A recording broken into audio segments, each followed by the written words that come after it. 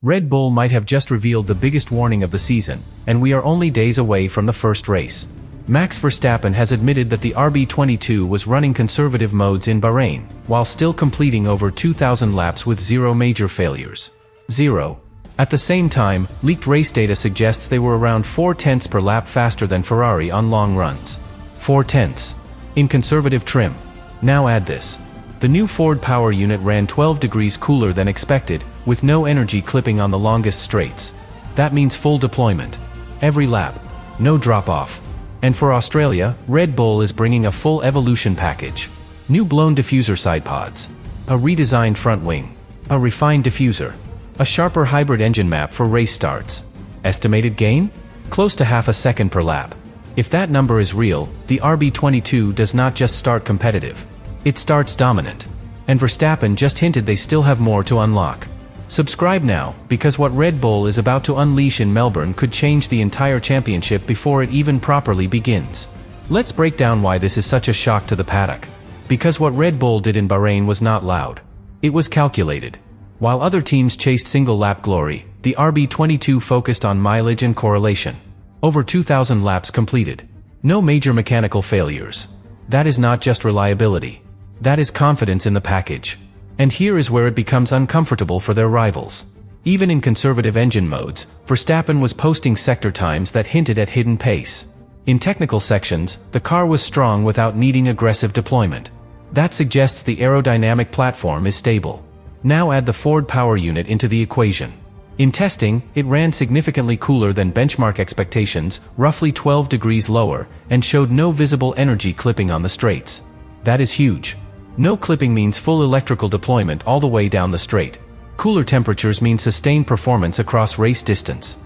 And this is before the Melbourne upgrade package. For Australia, Red Bull is introducing the blown diffuser version 2 side pods. A deeper undercut. More aggressive airflow management into the rear floor. Hot air from the Ford unit is used to energize the diffuser and increase rear downforce. That directly benefits medium speed stability. Albert Park has plenty of that. Then comes the front wing revision. A redesigned main plane aimed at improving slow corner rotation and reducing the understeer Verstappen mentioned. Turn 1. Turn 3. Critical overtaking and defensive zones. Small gains there compound over a lap. The diffuser and rear crash structure extension further improve traction out of slower corners.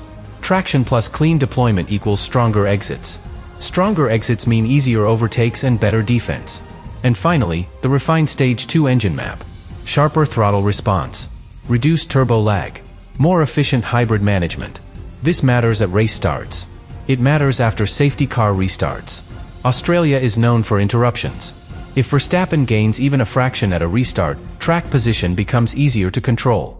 When you combine all of this, internal projections suggest between 4 and 6/10ths per lap improvement compared to the Bahrain baseline. Half a second.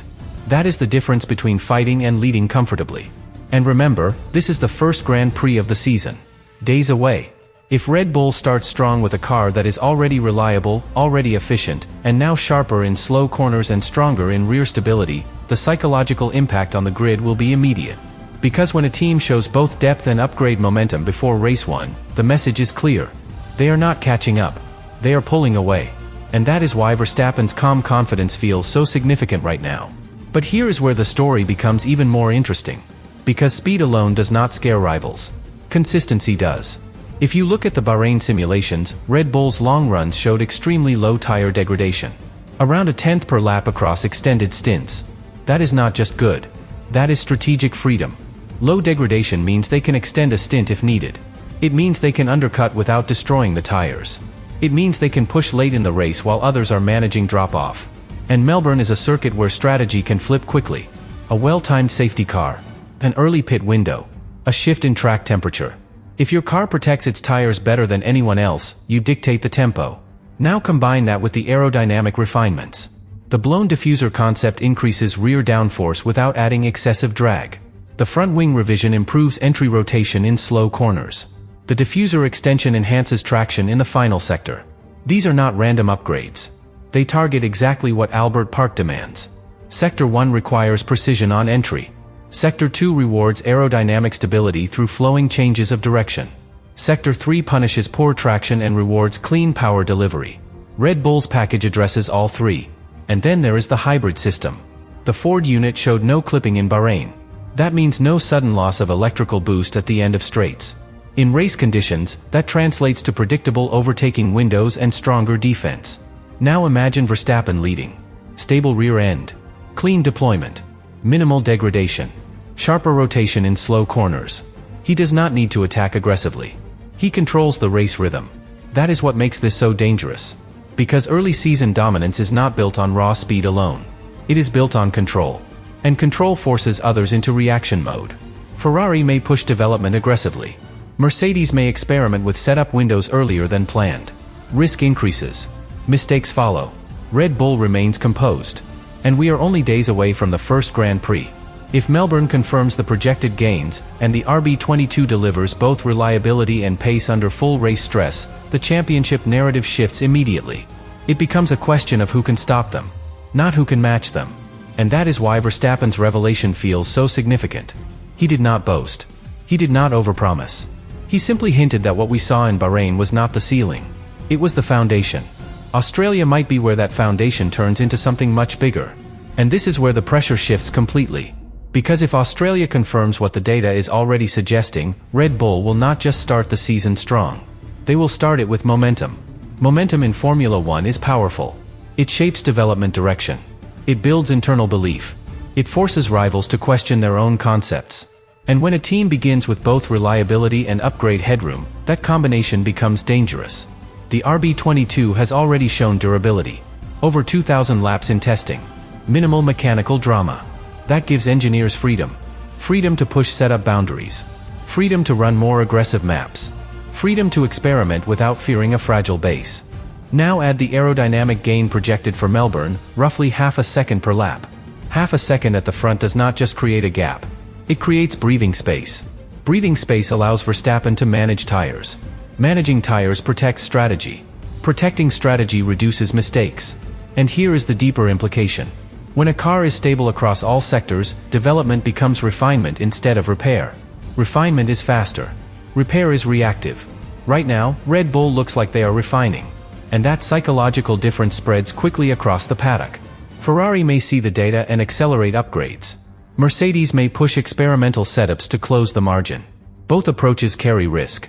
Red Bull, meanwhile, continues layering controlled improvements. And then there is Verstappen himself. He thrives when the car gives him predictability. Stable rear end. Strong traction. Consistent deployment. When he trusts the platform, he does not overdrive. He controls pace with precision. That is when gaps quietly extend. Not because of one spectacular lap, but because every lap is measured. And if that rhythm appears in Melbourne, the championship dynamic shifts immediately. Instead of chasing wins, Red Bull starts defending a lead. And defending with margin is far easier than attacking from behind. We are only days away from the first Grand Prix. 300 kilometers. Full race conditions. Safety car restarts. Variable track temperatures. If the RB22 delivers under that pressure, the message will be unmistakable. What Verstappen revealed was not hype. It was confidence. Confidence that the baseline is strong. Confidence that the upgrades are ready. Confidence that the Ford power unit is efficient and stable. And when confidence meets performance at race 1, the entire grid feels it. Australia may not crown a champion, but it could reveal who already has control of the season. But there is one final layer to this. And it might be the most important of all. Because when a team begins a season with stability, pace, and upgrade capacity, the real advantage is not technical. It is psychological. If Red Bull leaves Australia with a win, or even a controlled podium showing clear race pace superiority, the narrative hardens instantly. The RB22 becomes the benchmark. And once you become the benchmark, every other team measures themselves against you. That changes how rivals interpret their own data. A small weakness feels larger. A minor correlation issue feels urgent. Development timelines get compressed. And compressed timelines create pressure. Pressure leads to aggressive upgrades. Aggressive upgrades sometimes miss correlation. Missed correlation leads to instability. Red Bull has built its recent dominance on the opposite philosophy. Calm evolution. Layered upgrades. Data-driven decisions. And that is exactly what this Melbourne package represents. The blown diffuser concept increases rear stability without sacrificing efficiency. The front wing revision targets slow corner precision, directly addressing Verstappen's feedback. The refined diffuser improves traction where overtakes are decided. The Ford unit delivers thermal efficiency and full deployment without clipping. Each piece connects. Each piece reinforces the whole. That is what makes it dangerous. Not one spectacular innovation, but a complete, balanced package. And if the projected half-second gain appears under race conditions, then the early championship picture becomes very clear. Because early points matter more than late drama. An advantage built in the first 3 or 4 races can define the entire campaign. Especially under a regulation cycle where development margins shrink over time. Now imagine the grid after Australia. If Verstappen controls the race with tire management, clean deployment, and strong exits from key corners, the message spreads fast. The RB22 is not just quick. It is comfortable. And comfort at this level is rare. When a driver feels comfortable, he extracts everything without forcing it. And Verstappen, in control mode, is one of the hardest drivers in the world to displace. So as we stand just days away from lights out in Melbourne, the real story is not just about upgrades. It is about timing. Red Bull appears ready. The Ford partnership looks stable. The aerodynamic evolution is targeted. And Verstappen sounds quietly confident. If all of that aligns on Sunday, we may look back at Australia not as the first race of the season, but as the moment the balance of power was confirmed.